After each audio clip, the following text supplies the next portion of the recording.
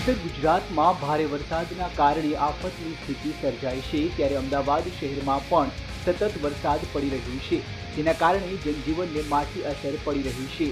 આ તરફ ઉપરવાસમાં ભારે વરસાદના કારણે ધરોઈ ડેમમાંથી સાબરમતી નદીમાં પણ પાણી છોડવામાં આવી રહ્યું છે, જેના પગલે સાબરમતી નદીમાં સતત પાણીની આવક વધતા નદીની સપાટી વધી રહી છે।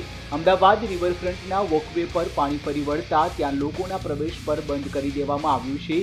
આ ઉપરાંત પોલીસ બંદોબસ્ત પણ ગોઠવી દેવામાં આવ્યો છે, તો પોલીસે પણ લોકોને સાબરમતી નદીની નજીક તેમજ રિવરફ્રન્ટ પર ન આવવાની અપીલ કરી છે।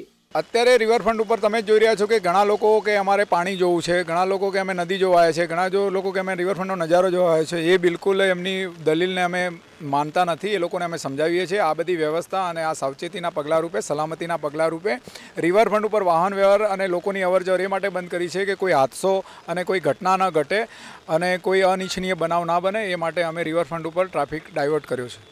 સાબરમતી નદીમાં ધરોઈ ડેમનું પાણી છોડાતા નદીની સપાટીમાં ઉત્તરોત્તર વધારો થઈ રહ્યો છે। નદીમાં વધતા પાણીની આવક જોવા માટે અમદાવાદીઓમાં પણ કુતૂહલતા જોવા મળી, તો બીજી તરફ શહેરના બ્રિજ પરથી સાબરમતી નદીનો નજારો જોવા આવેલા લોકોના કારણે ટ્રાફિક જામ ન સર્જાય તે માટે તમામ બ્રિજ પર પોલીસનો બંદોબસ્ત પણ ગોઠવાયો। ઉલ્લેખનીય છે કે નદી કાંઠા વિસ્તારના લોકોને પણ સાવચેત રહેવાની તંત્ર દ્વારા તાકીદ કરાઈ છે। ब्यूरो रिपोर्ट, अपना गुजरात।